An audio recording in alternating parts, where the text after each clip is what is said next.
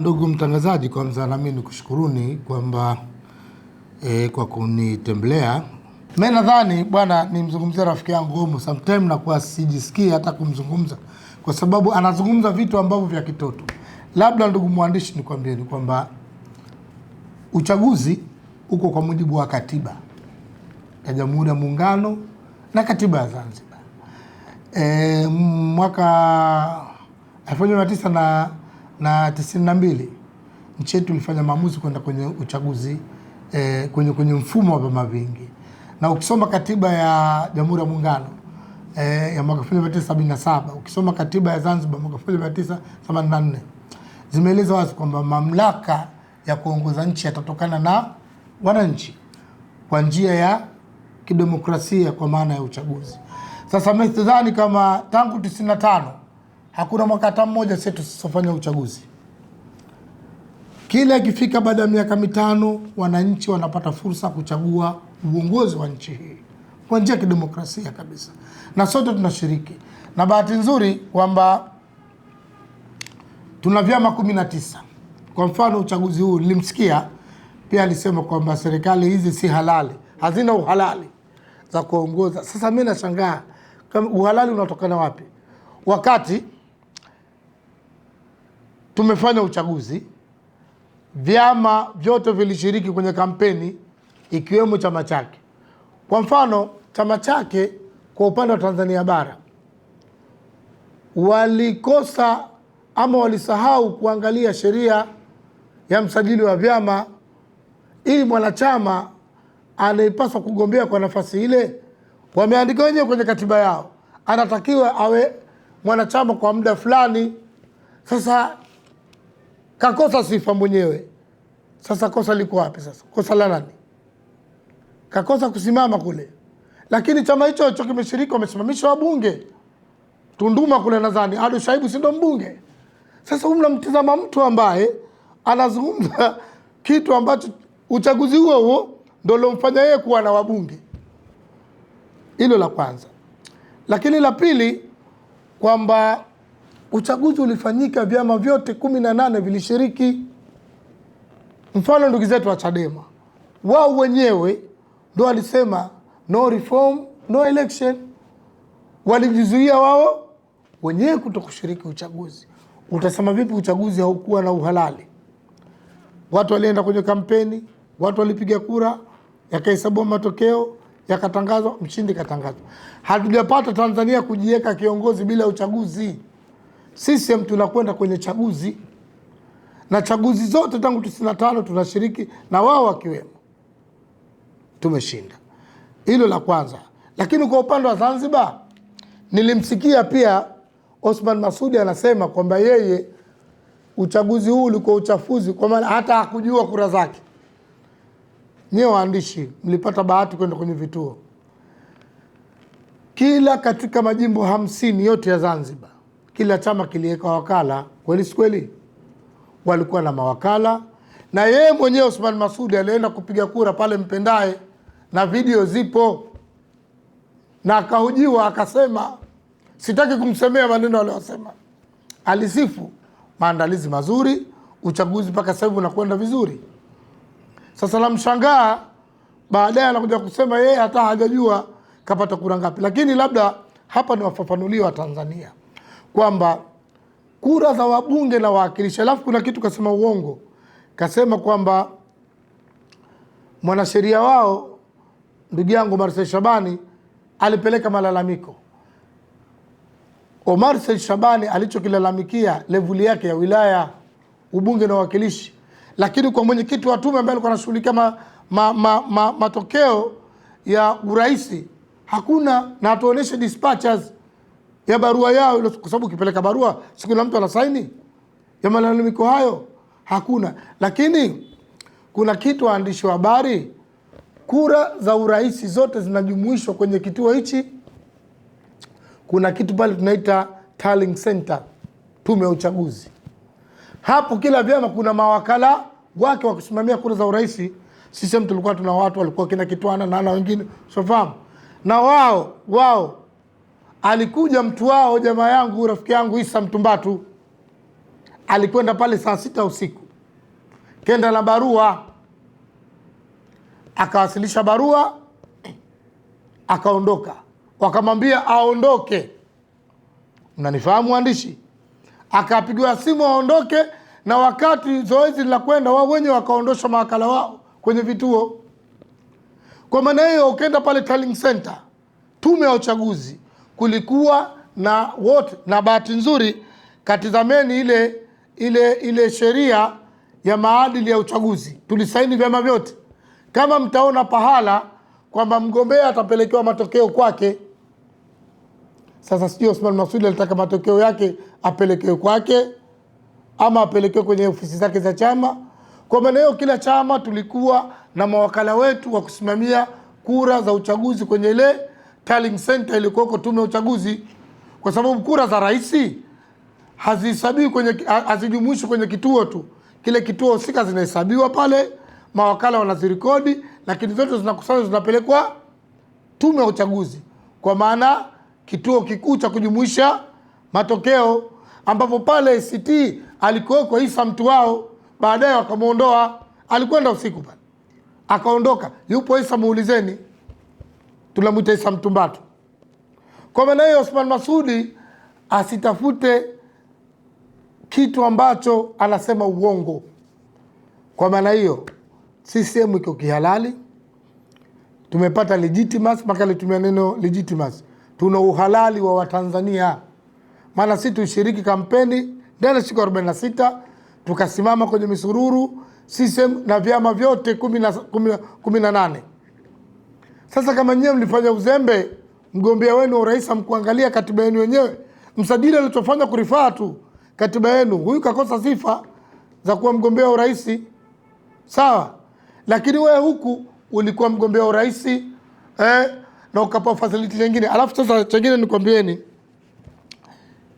nataka nimuhifadhi tu Othman Masoud. Labda nikukumbusheni nyie, mpaka leo nakwambia Othman Masoud, yeye yule anaitwa makamu wa kwanza mstaafu, si ndio? Lakini anatumia facility kama makamu wa kwanza. Alitakiwa yule apunguziwe kabisa ulinzi, na gari yake moja basi, na skoti na mlinzi mmoja. Bado huruma ya Rais Mwinyi, anamlipia ndege, anampa posho, na sio makamu wa kwanza yule. Kumbukeni alipokuwa Maalim Seif, alipokuwa si makamu wa kwanza, alikuwa anatumia vile. Tuseme ukweli, maana unasema nguruwe haramu mchuzi wake halali. Mpaka leo anaomba, na alipaswa yule sasa hivi vote vile apunguziwe kwa mujibu wa sheria. Yale ni matumizi mabaya ya fedha za serikali, kwa sababu si makamu wa kwanza yule, na bado ana ulinzi full kama makamu wa kwanza. Just ile tunaita uvumilivu tu wa kisiasa na huruma Rais Mwinyi. Mnakumbuka je, kumbukeni rekodi ya Maalim Seif alipokuwa kishaondoka kwenye makamu wa kwanza, alikuwa na ulinzi kama ule, alikuwa na facility kama vile. Lakini leo mpaka leo anaomba na anapewa ndege, anakodiwa, walinzi hajapunguziwa, ana skoti zaidi ya gari 6. Ndio sheria inasema hivyo. Sheria iko wazi. Yeye kama anatenda haki arejeshe basi zile facility, kwa sababu yeye si makamu wa kwanza. Yote watu wanamvumilia, lakini anacho Othman Masoud. Awaambie wenzie alipokubaliana huko sehemu alipokubali mwenyewe, na akishindwa tutaja kumwambia. Hakuna palipoandikwa hata pale pamoja kwamba mgombea atapelekewa kwake matokeo. Wagombea wote, vyama vyote tuliambiwa na tukasaini yale sheria za maadili kwamba kila chama kitawasilisha mtu wake kwenye Tallying Center pale kwenye majumuisho. Kwa maana hiyo, yeye mwenyewe alimleta Isa saa 6 usiku, alikwenda 6 na nusu, akapeleka barua. Sio Omar Said Shabani kama wanavyosema, mtafuteni watu wa tume. Kama George Kazi kapokea barua yote kutoka kwa mwanasheria wao, uongo mtupu, wanadanganya.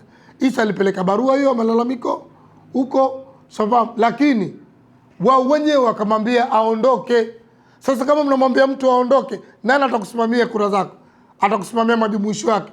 Kwa sababu hizi kura zote zinajulikana sasa zilipigwa wapi kwenye vituo, na kila kituo walikuwa na mawakala wao.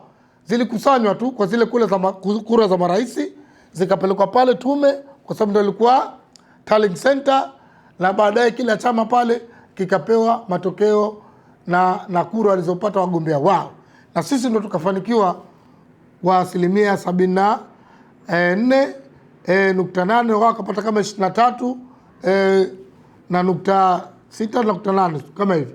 Sawa. Kwa maana hiyo nataka kusema kwamba serikali zote mbili ziko kwa uhalali.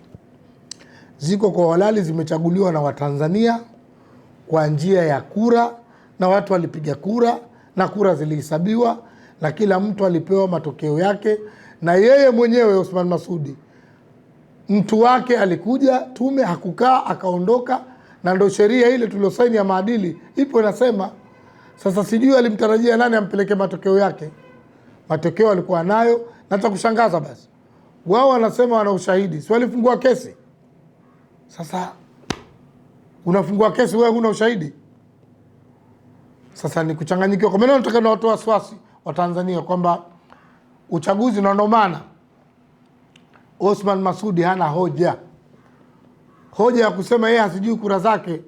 Ni aulize watu wake wale wachagua, maana waliwaleta na tulishiriki vikao vyote, na mimi nilikuwa kwenye kabla ya uandikishaji, wakati wa uandikishaji na baada kwenye kura. Mimi nilikuwa nashiriki na vyote, tulikuwa tunafanya vikao, tunashiriki na sote tulikuwa tunajua. Na tulikuwa tunajua kuna kitu pale Tallying Center ambapo sote mawakala wa kura za rais walikuwepo pale Maisara, tume ya uchaguzi, na kila chama kwa mujibu wa matokeo yaliyotoka kwenye maeneo ya kupiga kura walipewa taarifa zao za kura. Kwa maana swala hilo kakosa yeye, hana la kusema, na swala la umoja, serikali umoja kitaifa liko kwa mujibu wa katiba. Unajua mabadiliko ya 10 ndio yaliyofanya tuwe na serikali ya umoja kitaifa. Kwa maana sisi tunapongangania CCM kwa sababu ni takwa la kikatiba, na rais wetu aliapa kulinda katiba na sheria za nchi. Kwa maana hiyo wao wakija, na rejea tena, nilisema wakati wa ziara, sisi tutaendelea kuheshimu katiba. Siku atakaamua kuja ataenda kuwapa, atakuwa makamu wa kwanza.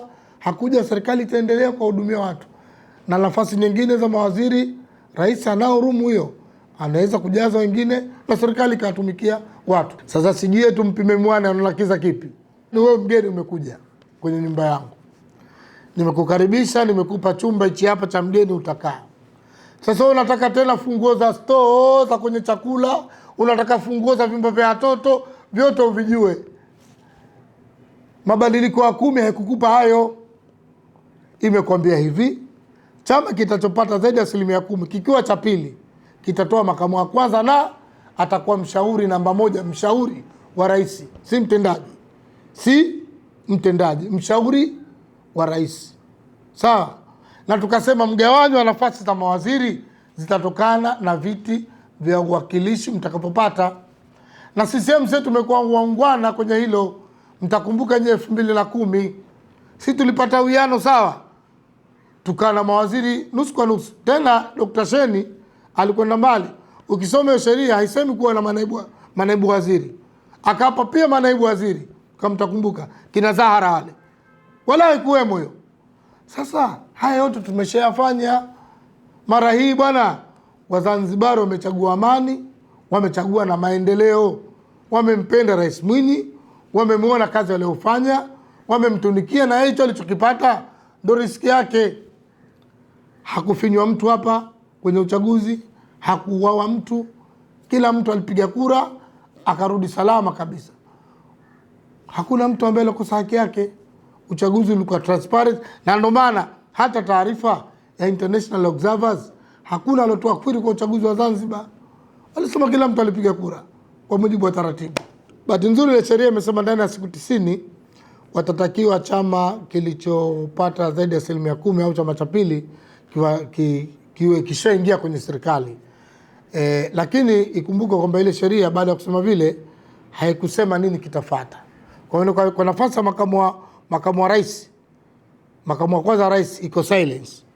Haikusema baadaye kutatokea nini. Lakini kwenye nafasi za mawaziri rais ana uwezo kujaza. Zile nafasi alizoweka pending anaweza kujaza ili watumikie. In case kajaza zile nafasi, si ndio? Alafu makamu wa kwanza kaenda kuwapa. Sawa, inakuwaje na kishajaza? Basi rais atawatoa watu wale. Atawapangia wengine, atawajaza hao watakao mletea. Lengo serikali ifanye kazi kwa hudumia wananchi, kwa sababu serikali ni chombo kinachowatumikia wananchi, si chombo cha kisiasa.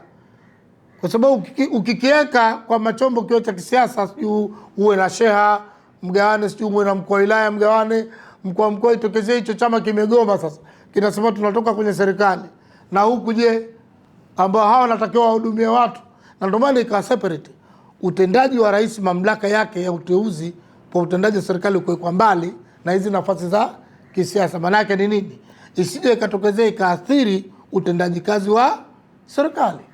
Kwa hiyo leo kusema labda haya maana ndo haaminiki, tumetoka, inabidi na sheha tena katoka, mkuu wa wilaya katoka, mkuu wa mkoa katoka, katibu mkuu katoka, mkurugenzi, jambo la uchepe. Na ndio maana mamlaka hayo yamewekwa kwa rais. Ndio maana hakuna negotiation. Nikikwambia nipe mkuu wa wilaya, sio nipe na mimi nipe mkuu wa mkoa, sio nipe nini. Yale mamlaka rais, na rais anaweza kumteua mtu yoyote kwa mujibu wa sheria ile kuwepo kwa hizo nafasi. Wala haulizwi, si kwa sababu ya kisiasa. Yoyote tu ile anaweza kumteua. Kwa maana niseme kwamba ndugu mwandishi, kwamba baada ya siku 90 zimepita, itabaki kwa nafasi ile wazi tu ya makamu wa kwanza, lakini swali nyingine zinaweza kuendelea.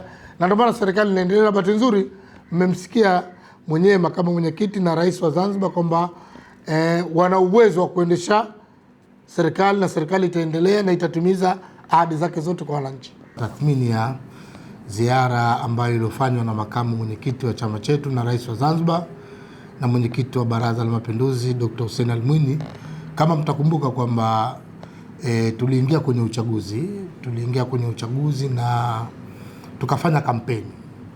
Katika kampeni tulikutana na makundi mbalimbali, makundi ya kijamii, makundi ya kisiasa na makundi ya wakulima, wavuvi. Kwa hivyo tulikutana na makundi mbalimbali na watu mbalimbali. Sasa ndani ya siku 46 wakati tunafanya kampeni, tulifanya ile mikutano mikubwa ya hadhara, lakini tulifanya pia mikutano midogo midogo ya kukutana na wadau mbalimbali. Kwa maana ziara hii ilikuwa tumeipanga muda mrefu tu. Tulipanga immediately baada ya uchaguzi kumalizika tufanye, lakini kama mnajua iliyotokea upande wa pili wa Jamhuri ya Muungano, kwa maana Tanzania bara, tukasema kwanza tusubiri mpaka hali ya nchi itulie vizuri. Sasa baada kutulia, Waswahili wanasema muungwana akitendewa jambo jema basi anatakiwa alipe fadhila, na just fadhila kushukuru. Alituelekeza hapo ofisi kuu kwamba sasa yuko tayari kufanya ziara ya kushukuru, na akasema kwamba anataka kuanza na halmashauri za wilaya na mikoa pamoja na kamati tekelezaji za jumuiya za ngazi hizo pamoja na wazee wa kwenye mabaraza ya mikoa hiyo na wilaya hizo. Kwa maana hiyo ziara lengo lake kubwa ilikuwa ni kuwashukuru Wazanzibari na viongozi wa CCM kwa kumchagua wao wenyewe, lakini kwa kusaidia yani kumwombea kura ama kukipigia debe Chama cha Mapinduzi. Kwa maana ziara ile ilikuja lengo la kuwashukuru wana CCM na viongozi mbalimbali kwa kila mmoja kwa mchango wake katika kuhakikisha chama chetu kinashinda, na alhamdulillah tumeshinda kwa zaidi ya 74.8 nadhani, na takribia 75. Kwa hiyo ushindi mkubwa kwa siasa za Zanzibar, na uchaguzi ambao uliendeshwa vizuri kabisa.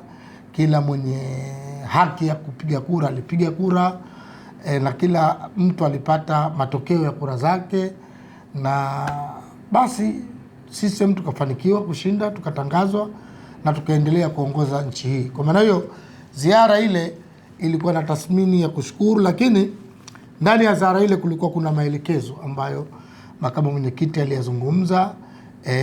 Alizungumzia suala la umoja ndani ya chama, makundi ndani ya chama kuwa na uwezo wa kiuchumi, lakini pia mafunzo kwa makada wa CCM. Kwa maana hiyo, lakini pia alizungumzia suala la maendeleo ya mazungumzo ya uundaji GNU. Kwa maana hiyo yale maelekezo ambayo kama chama tumeyapokea, ambayo tuhakikisha kwamba tunasimamia mafunzo, lakini tunasimamia kuvunja makundi, kwamba na sana mheshimiwa aliwaasa sana wabunge na wawakilishi. Kwa maana tuna orodha wingi mizozo inayotokea kwenye majimbo mara nyingi inakuwa inasababishwa na viongozi wetu wa majimbo, kwa maana mbunge na mwakilishi kila mtu anakuwa na kundi lake, na mheshimiwa makamu mwenyekiti alikwenda mbali zaidi. Alisema kama wewe umeshachaguliwa ushakuwa mbunge, ushakuwa mwakilishi, tena unabagua huyu wangu mimi, huyu sio, hapana. Kwa maana alituasili. Lakini la pili, alitusisitiza kwamba kamati zetu za maadili tusimsubiri mtu mpaka wakati wa kugombea ndo tuseme fulani ana kasoro gani. Hapana, ni vyema kama kuna ishara za maadili basi watu washughulikiwe mapema, ukizingatia pia tunaelekea kwenye 27 uchaguzi ndani ya chama.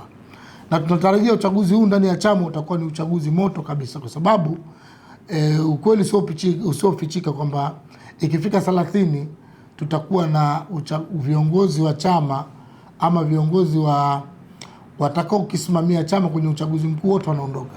Tutakuwa na nafasi ya rais wa Jamhuri ya Muungano iko wazi, tutakuwa na nafasi ya rais wa Zanzibar. Automatically wenye hamu ya kutaka hizo nafasi wataanza kupanga safu kwenye uchaguzi wa chama. Watataka wahakikishe mwenyekiti wa mkoa anakuwa wake, wajumbe wa NEC wanatokana na mkoa anakuwa wake, lakini hata wale wajumbe wanaotoka chini kuanzia matawi, wadi, wanakwenda kuwa wajumbe wa mkutano mkuu wa mkoa, ambao huo mkutano mkuu wa mkoa ndio utaenda kuwapigia wajumbe wa NEC. Pia wanawatengeneza ili kuweka watu wao ili iwe rahisi katika vikao vitakaweza kuwapitisha wao mpaka halmashauri kuu na kamati kuu na mkutano mkuu. Kwa hiyo pia nituasa kwamba makundi yanaruhusika kwenye chama, lakini haya makundi yasiende kupiga chama. Makundi yanaruhusika kifika wakati wa uchaguzi, lakini tukimaliza uchaguzi basi hao wote wanakuwa ni watumishi wa chama sasa, ama viongozi wa chama, si watumishi wa mbeto. Hawa wanakuwa ni wajumbe waliochaguliwa aidha wa mkutano mkuu wa wilaya, mkutano mkuu wa mkoa, au mjumbe wa halmashauri kwa taifa, ama mjumbe wa mkutano mkuu wa taifa. Hawa wanakuwa ni wajumbe wa CCM, si wajumbe wa mtu. Kwa maana wale hasa viongozi hawa wenye nia hiyo kuacha, na bahati nzuri lisemwalo lipo tayari. Kuna ishara ya watu kuhangaika, watu kugawa iftari, kugawa sikukuu wenye malengo hayo na wapambe wao. Kwa maana wametuasa kwamba kwanza wakati bado, huwezi kujua Mungu anafanya nini hapa. Cha msingi tuimarishe chama, tukijenge chama, tuimarishe taasisi za chama, tuimarishe uchumi wa chama chetu, na kuhakikisha zile resource zinawanufaisha watendaji wetu wa chama. Hilo ndio katika swala la ziara. Kushukuru, lakini pia tumepata maelekezo. Lakini pia katika ziara zake kama sema juzi pia alikutana na wazee. Sasa katika kumalizia swala la wazee, alikutana jana na wazee wa ofisi kuu hapa Kiswandui kama baraza la kitaifa hapa Zanzibar, na wamezungumza naye, amewashukuru, na yeye akawatania, akaambia akifika nadhani Novemba au Disemba kama hivi, na yeye atakuwa anatimiza miaka 60, na yeye atakuwa mzee. Kwa maana hiyo ziara ilikuwa ni nzuri, imefana sana, amezungumza na wazee. Basi lengo lilikuwa ni ziara ni hilo, kuwakumbusha wajibu wetu viongozi, lakini wajibu wa ukipigania chama chetu na kuvunja makundi kwenye chama chetu. Makundi ndicho kinachotumaliza chama chetu, na kuhakikisha ulipaji wa ada. Wanachama lazima tulipe ada ili chama chetu kiimarike, kiweze kujiendesha. Zanzibar tuko tayari kwa AFCON. Tuko tayari kwa AFCON kwa sababu kwamba ripoti ambazo ziko mezani kwangu hapa kama katibu mwenezi kwamba maandalizi mazuri yanaendelea, kwa maana ya uwanja unajengwa, lakini pia nikupeni habari njema kwamba tushaanza kujenga barabara, na nyinyi mtaiona barabara ya njia 6. Tutakuwa na barabara ya njia 6 kuelekea kule kwenye mji wa AFCON. Kule kutakuwa si kiwanja tu, kutakuwa na mji wa AFCON. Facility zote zitakuwepo kule Fumba. Kwa hiyo tumeanza barabara kutoka hapa ZRA Mazizini, itakuwa ni barabara ya njia 6. 3 kwenda 3 kurudi, na tutakuwa na njia maalum ya kupita magari yale makubwa na njia maalum ya kupita gari za mabasi hizi tunaita public transport. Kwa maana hiyo tujiandae vizuri kwamba sisi serikali ya awamu ya 8 ya Dr. Mwinyi ya Chama cha Mapinduzi tunaendelea na maandalizi kwa kasi kabisa, na mimi niwatoe shaka tu ndugu waandishi kwamba kabla ya uzinduzi tutapata nafasi kutembea kidogo kwenye eneo la AFCON, kuanzia miundombinu inayoelekea huko, mtapata kujionea na mtapata kuripoti. Lakini nikwambieni kazi inaenda vizuri, na mkitoka hapa piteni pale Mazizini, mtaona maandalizi ya barabara yanaendelea vizuri kabisa. Kwa maana hiyo sisi kwenye AFCON tumejiandaa vizuri na serikali natimiza. Lakini sio hilo tu, nilipata kufanya ziara pale airport pia. Ile terminal 2 nyingine iko asilimia sasa hivi 90 kukamilika. Of course kuna maliza finishing, lakini kwa taarifa hii tumeanza kujenga terminal 4. Tumeanza kujenga terminal 4 airport. Kwa maana hiyo ndio kiwanja cha ndege pekee kitakuwa Tanzania kinaweza kuhudumia watu zaidi ya 1.5 milioni kwa siku pale hapa Zanzibar, ambao tutakuwa na terminal 4 kubwa za kisasa. Tuna ile terminal 3 sasa hivi inatumika, na hii tu imekamilika, na hiyo ambayo inajengwa tunatarajia nayo itakamilika kabla ya AFCON kuanza. Kwa maana hiyo maandalizi yako vizuri pia, na nikupeni habari njema kwamba hata yani uingiaji wa wageni kwa maana viwanja vyetu vya ndege na bandari tumeziimarisha vizuri kwa kupokea wageni. Unajua kuna mechi zitakuwa zinachezwa baina Unguja na Dar es Salaam, inakuwa ni rahisi mtu anachukua boti anakuja kwa anarudi. Kwa maana pia tumezungumza na wamiliki wa vyombo hivi, lakini tunatarajia pia serikali itakuwa boti zake zile za kasi 2 zitakuwa zimeshafika.